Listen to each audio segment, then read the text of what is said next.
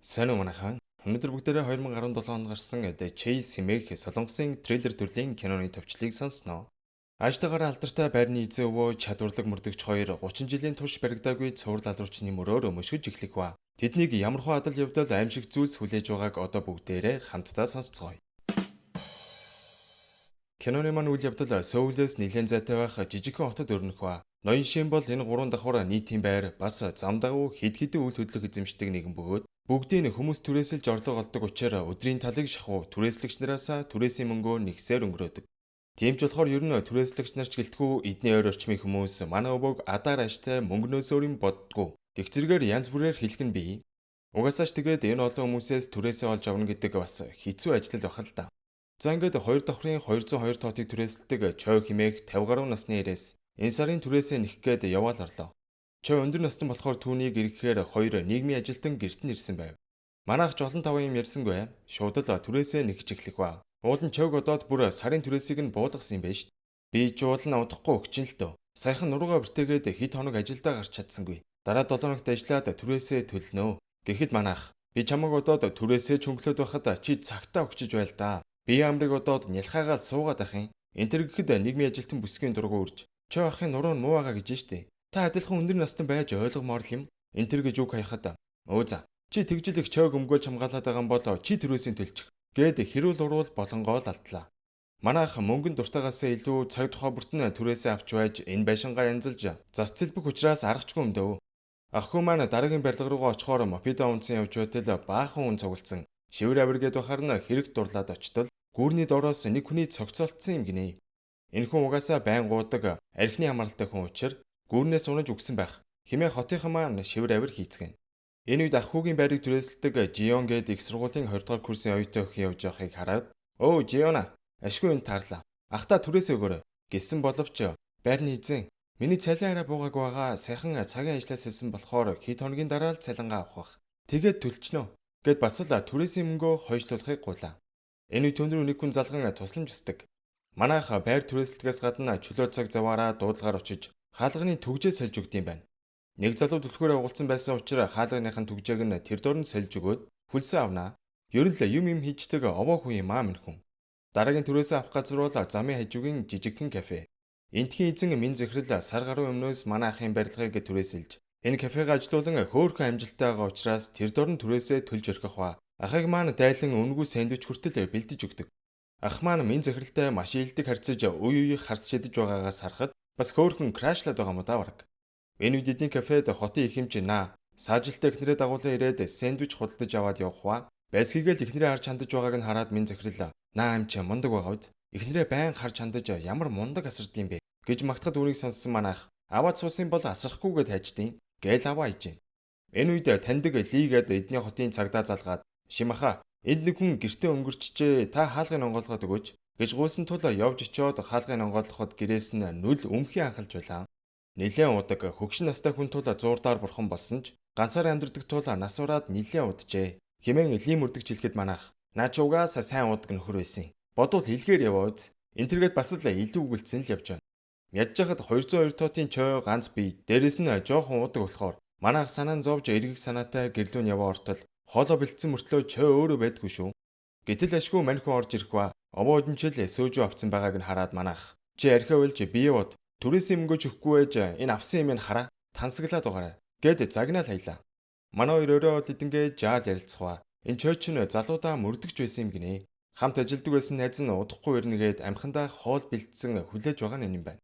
Манайх Чойг мөрдөгч байсан гэдгийг анх удаа сонссон ба "Чи тэгээд төрийн ажил хийсэн бол тэтгэврээ сайн тогтоолоход авахгүй яасан бэ?" гэд бас өрхөн санаа тавиал байгаа амхандаа. "Шимаха, сүүлийн үед манай найвд хүмүүс их өнгөрж байна. Сайхан гүрнээс нэг хүн нисч өгсөн байсан. Өдөр Ким насан ч бас гэртээ өнгөрчөж. Гэхдээ би мөрдөгч хүний хуваар ягаад ч юм жирийн үхэл гэж бодохгүй байна. Хизээ байтал манай хотод ингэж бөөнбөөнөр хүн өгч байлаа да. Энтэр гэхэд манайх за чи битээ дэмэр хоёр шил сөөж уучаад согтчоо юу золигч нь гэж хэлээд гарах үедээ хаалганых нь бариул салах гэж байгааг хараад "Заах нь маргааш янзлаад өгье" гэж хэлээл явлаа. Энэ Жион цагийн ажлаа тарчаад гэрлүүг явах замд хэн нэгэн түүнийг дагаад байш шүү. За ингээд гэрлүүг орох үед нь түүнийг бариад авлаа гэж бодлоо Жионы найз Хээжин байт юм да. Ганцаар амьдардаг байранд хоёулаа байж болохгүй тул Хээжин энд нууцаар толгоо орогдсон юм байна. Манайх гэрлэг орох гэж байх замдаа Жионы гэрээс хоёр хүн яриад байгаа чимээ сонсогдохоор нь хоёр хүн байж болохгүй. Гээд зад загнах гээд утсан ч Жион ажил хийж олсон мөнгөө хөдөө байдаг настай аав ээж рүүгээ явуулаад мөнгөгүй байгааг сонсоод сэтгэл нь өвдөж загнахаа болоод гэрлүүгээ яваал орлоо. Ингээд орохоор манайх наанаал хүн загнадаг хатуу хүн шиг харагдагч дотроо бол нилээн сэтгэлтэй өрөвч хүн байгаа байхгүй юу? Маргааш өглөө нь Жионтой тараад "Жиона, өчигдөр танаад найз ч оноо юу? Хоёр хүн байж болохгүй гэж анхааруулсандаа чамд. За яах вэ? Тэгээд хамт байгаа найз чинь ихтгэл дахаар гайгүй хүн муу юм уу? Даруй төлөв хүүхэд юм бол хоёулаа байвал байж болно. Гол нь чимээ шүгэн гарахгүй шүү" гэж зөвшөөрөл өгнө өөрхөн. За ингээд хийснээрээ Чойгийн хаалганы бариулыг янзлах гээд ортол Манчо хоолоогоо богоод амиа уралцсан байхыг хараад манайх бүр шок. Удалгүй цагдаа нар тэдний дэрэн цогцсыг аваад явхва. Чойгийн дэрдэг нийгмийн ажилтнууд наад байрны эзэн чинь өдөр шөнөгүй түрээсээ нэхэд бахаараа хэцүүл байсан биз. Их зэрэгээр Чойгийн өвхөлд манай ахыг буруутгаад байгаа мó хашийн. Үүнээс нь болоод тэдний дүүргийн хүмүүс манай ахад илт дургүй болж бүр хоолны газрууд хүртэл үйлчлэхгүй гээд хөөгөөд эхэллээ шүү. Аргаа ураад Мин захирлын кафе руу орох гэсэн чи өнөөдөр амарч байгаа юм байна. Удалгүй Жион ирээд энэ сарын төлбөрөө өгөн удахгүй нүүх гэж байгаагаа хэлэхэд манай ах чи ч гэсэн намайг Чойгийн өвхөлд буруутгаад ингэж байгаа мó гэж асуухад яалаа гэж дээ. Танаас болоогүй. Хөдөө байдаг гэрийнхэн дээр очихоор шийдсэн гэж хэлэх ба та хэдий түрээсээ байнга нэгтгэж хизээж түрээслэгчээ хөөж байгаагүй шүү. Өнгөрсөн хугацаанд харж үздэг байсанд баярлалаа гэж хэлээд яваал өглөө. Ганцаар амьдардаг манай ахын эргэн тойрныхон ийхүү нэг нэгээрээ холдон улмал ганцаардах юм шиг мэдрэмж төрөөд хэцүү байсан тул Чойг яагаад амиа орлох басныг гайхан гэрлүүн орж үзэхээр шийднэ. Гэрээс нь Америкт байдаг хүүхдүүдийнх нь зургийг хараад зогсож идэл нэг хүн барьж аваад шидээд наачтیں۔ Чи юу хүн бэ? Яагаад Чойгийн дугаа юм? Гэд орилоод бахаар нь би энэ байрны эзэн байна. Чойг яагаад амиа орсныг нь гайхаад орж ирсэн. Гэд үннээ хэлэхэд мань залуу шүүгээг нухч байснаа. Нислэгийн тийз гаргаж ирэх ба. Чой Америкт байдаг хүүхдүүд дээр очих гоод пилет хүртэл авсан байсан. Тэр амиа орлох хүн биш. Энэ бол яалтчгүй аллаг байна гэж хэлэхэд манай ах бүр гайхаа бичнэ. Энэ хүн юу юм бэ гэвэл Чойг залууд нь хамт ажилладаг байсан мөрдөгч пакет хүн юм байна. Энэ өрөө Жио маань ажил дээр нэлээд оройтоод гэрлүүг яваа ортол Хейжин 0 тасарсан байгаа мó ашийн. Хөөе чи орондоо очиж унталтаа гэд таттал эбо үзэгт. Хейжиний хоолой гэрчээд алдсан байхыг хараад манай охин бүр шок. Тэр дөрөв уцаа гаргаад цагдаар барих гэтэл алуурчин Жионыг бариад авлаа шүү. Манайх нойрон дундаа эд дугжирж байтал Жионы гэрээс түжигнэг чимээ гарсан ч нойр арамлаад нэг их тоосонгүй. Маргааш нь манайх Мин захирлын кафед өглөөний цайгаа уух гээ ортол пак мөрдөг сууж. Танивхаарж ирээл "За ах минь, хоёулаа хамтарч ажиллая. Чойг угаасаа хин асныг би мэднэ. Бид хоёр 30 жилийн өмнө тэр алуурчныг барих гээд барьж чадаагүй юм" гэж хэлэх ба 30 жилийн өмнө бие хамгаалах чадваргүй өндөр наснуудыг хөнөөж бэлтгэлээ хийж байгаад дараа нь залуу охтыг ээлж дараалан хөнөөсөн хэрцгий аллага гарч байсан юм байна. Яг одоо эдний хотод болоод байгаа настаачуудын өхөлж жирийн тохиолдол биш. Тэр алуурчны аллага айдаг арга ердөөсөө л тийм. Тун удахгүй залуу охтыг ангуучилж эхэлнэ. Танаа дүүрэгтүүдийг харж хандах хөнгүү ганц бие охтуудыг л ангуучлах байх та. Гэд яриад эхлэх үед манай ах өчигдөр шөнө Жионы гэрээс түжигнэг чимээ гарсныг гэнэт санаан зовон тэр дөрөө Жионы гэрлүү яран гарлаа. Жионы давхарт гараад иртэл нэг залуу Жионы гэрлүү орох гээд хаалгыг нь юмар хөсж байхыг хараад "Хөөш, чи чинь хэн бэ?" гэж хэлэхэд өнөөгч нь зугтдаг вэ шүү. Манайх ч мөчөөгөө өгсөнгүй. Хөөж нэг булан тойртол мотор цохиол унгаалаа. Нэг сэрийн артал баахан бацкаанууд тойроо зогссон. "За үгэнгой. Яах гээд араас хөөгөөд байна. Байрны эзэн гэлөө. Овоо мөнгөтэй үстэй. Дүүнэртээ мөнгнөөсөө хуваалцснаа. Энтергээд манайхыг дээрлэхэд зодох гэтэл ашгүй пак мөрдөгч гараад ирнэ. Мань үнчтэйгээд насаараа мөрдөгч хийсэн болохоор энэ дөрвөн бацкаа юу хүн байх вэ? Бүгдийн зодоод номонд нь оруулнаа." Ягаад Жионы үдэнд эргэлдээд байсныг нь асуухад Жио энэ залуутай үерхт юм гинэ. Гэтэл уцаар залгахаар авахгүй мессежэнд нь ч хариу өгөхгүй болохоор амхандаа орж халах гээд явж байсан юм байна. Жион сургаггүй болсныг сонссон хоёр тэр дөрөө байр руу буцаж Жионых руу яваа ортол нам гүн байш шүү. Гэтэл хөргөчнөөс нь их хэмжээний цус гойж байсныг манай харалгүй халтраал унжаа харагдана. Хөргөчийг нэгэ үцтэл Хейжиний толгойг тастаад хийсэн аимшигтай дүр зургийг хараад манайх тэр дөрөө цагдаа дуудахаар гарахва. Пак мөрдөгч манай ахаас алахгүй. Хоёлаа нэрэг дээр хамтарья гэж байн гуйсаар л.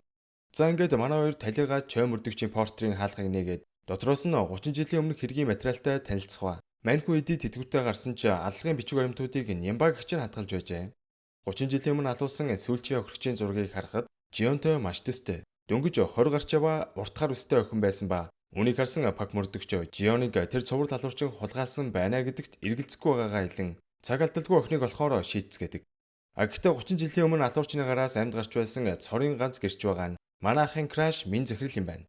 Даанч алуурчнаас авсан травманаас болоод оюун санаа нь самурж Юу ч санахаа улсан учраас цагдаа нар олигтой мэдүүлэг авч чадаагүй гэдэг.